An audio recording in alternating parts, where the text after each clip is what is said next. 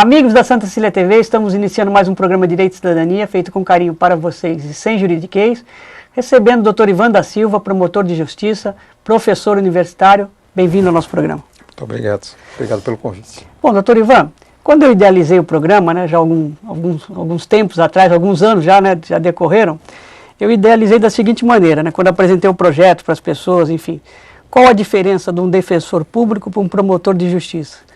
E eu acho que, infelizmente, né, ainda há esse desconhecimento. As pessoas ainda confundem o papel do defensor, do procurador, com o promotor de justiça.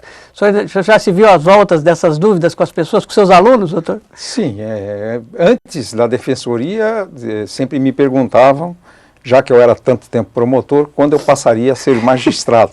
Né? Agora a confusão é com a nova carreira, muito bonita por sinal, da Defensoria Pública.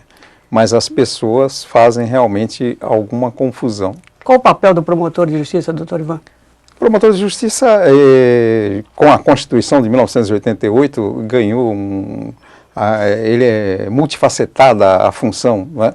Então ele está basicamente na defesa dos direitos indisponíveis, ou seja, aqueles direitos que a sociedade não pode nunca abrir mão em razão do bem-estar de toda a população. Então, no cível, nós temos por incumbência proteger o meio ambiente, consumidor, direitos do consumidor, cidadania, os deficientes físicos, os índios, né? E no crime continuamos com a função mais tradicional do Ministério Público, que é ocupar a acusação. Então, quando se comete o crime, né, principalmente os crimes de maior gravidade, o Estado assume o papel de procurar descobrir a autoria e punir o autor desta infração. E aí o promotor criminal é quem faz, às vezes, que seria o advogado da acusação, ocupa a tribuna da acusação e leva o que entende ser necessário para coibir a prática ao Poder Judiciário, que vai proceder ao julgamento. Perfeito. E também na vara de família, né, proteger os menores, ações de guarda, alimentos, e na parte da infância e juventude, né, ver a parte aí dos atos infracionais dos aborrecentes. Não é isso, doutor Ivan? Também. Doutor Ivan, essa questão aí, doutor, nós vamos falar hoje assuntos de meio ambiente, né, crimes ambientais, vamos falar da questão hoje das audiências que estão sendo feitas na 4ª Vara Criminal de Santos, doutora Elizabeth, tem filmado as audiências, né? Como é que o senhor tem visto essa nova forma de instruir as audiências, né, usando a filmagem? E é importante que o advogado, como sempre, esteja presente, né? Por quê? Para verificar se as coisas estão sendo feitas de forma correta, né? Que receba uma cópia do DVD, como a doutora Elizabeth disponibiliza, ou leve o seu pendrive.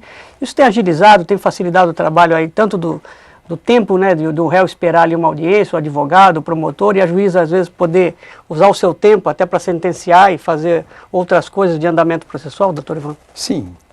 Nós, da área de direito, somos muito conservadores, mas a experiência na 4ª Vara tem mostrado que a modificação do Código de Processo Penal, permitindo a filmagem das audiências, né, ou até privilegiando que se dê o tratamento de mídia na colheita da prova, isso tem feito com que as audiências sejam muito mais céleres e a fidelidade ao que fala a testemunha muito melhor.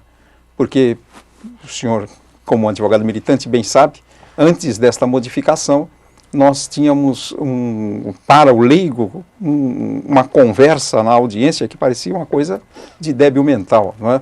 O juiz perguntava à testemunha, depois perguntava ao advogado ou ao promotor se queriam fazer alguma pergunta, nós perguntávamos ao juiz, que com a testemunha ao lado, que acabou de ouvir o que perguntou o promotor ou o advogado, o juiz perguntava aquilo que o promotor ou o advogado havia perguntado. Então, na cabeça do leigo ficava uma coisa um tanto quanto estranha, e isso acabou com o novo código, não é? Nós, partes, perguntamos diretamente e, sendo filmado, a fidelidade é muito maior. O juiz de primeira instância, não é? Ele tem um contato direto com as partes, com o réu e etc. Mas o juiz de segunda instância, ele recebe apenas papel, analisa apenas papel. A partir de agora, com esta possibilidade, o desembargador vai colocar a mídia e vai saber exatamente o que aconteceu na audiência, não é? Então, uma confissão do réu, não é? Um arrependimento por parte do réu, um choro da vítima, isso tudo. E digo não mais, estará né, mais doutor no Ivan, o papel. que acontece muito, que a gente sente no decorrer dos anos, doutor, é o seguinte, é que infelizmente, né, a justiça às vezes demora tanto, a falta de recurso, de funcionários que trabalham aí de forma brilhante, né, de forma digna, né, e se dedicam ao máximo, mas com as carências que a gente sabe que tem no judiciário, o que acontece às vezes é isso também, doutor Ivan, às vezes um juiz, né, faz uma instrução, e aí ele é promovido, ou entra de férias, ou vem um juiz substituto, e com a filmagem ele tem o outro juiz que aí vai sentenciar o feito, que nem sempre o juiz que às vezes faz a instrução acaba sentenciando, ou o mesmo promotor que às vezes, né, faz uma instrução, não é o mesmo que às vezes vai fazer os memoriais, né? Então, isso também ajuda nessa parte, né, doutor? Ajuda bastante, vai ajudar muito, tá? Nós teremos uma fidelidade muito maior do que você ficar simplesmente lendo, né, o que teria acontecido na audiência. Infelizmente, por que eu falei que infelizmente, doutor Ivan? Porque só está na 4ª Vara Criminal de Santos, foi uma iniciativa da doutora Elizabeth, né, que teria que ter sido já do Tribunal de Justiça, mas a gente sabe a dificuldade do Tribunal de Justiça, né? Em São Paulo a gente verifica lá os julgamentos, lá os desembargadores trabalhando às vezes sem ar-condicionado, doutor Ivan, com as janelas abertas, porque mudaram de um prédio, né, na João Mendes para o outro prédio em frente, saíram do Tribunal de Alçada Criminal para o Tribunal de Justiça, e às vezes não tem nem local adequado nem para os desembargadores trabalhar. O que infelizmente ainda acontece no nosso país, né, doutor Ivan? Sim, isso acontece no maior estado da federação. Quer dizer, nos outros então, né? Quer dizer, Pois é. a situação deve estar às vezes bem pior. É. Doutor Ivan, essa questão, já que a gente está falando de filmagem, hoje também se utiliza muito a polícia, as filmagens. Por isso que é importante o trabalho do advogado no inquérito, acompanhando, né? Para verificar a lisura, a licitude, se não há desmembramento daquela filmagem, se ela é começada, tem o meio e tem o fim, né, doutor?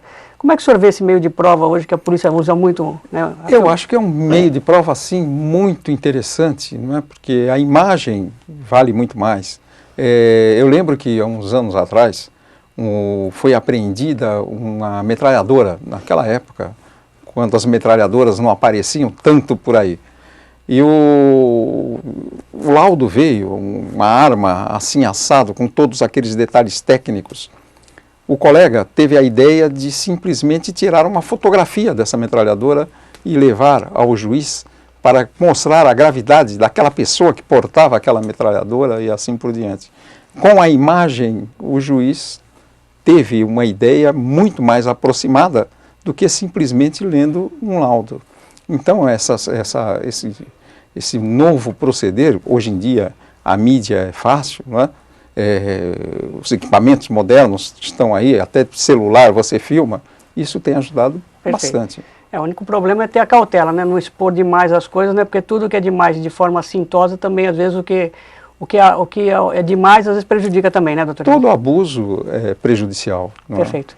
Doutor Ivan, fazer um pequeno intervalo para você tomar uma aguinha, vamos voltar no outro bloco falando de crimes ambientais. Não saiu daí, voltamos já.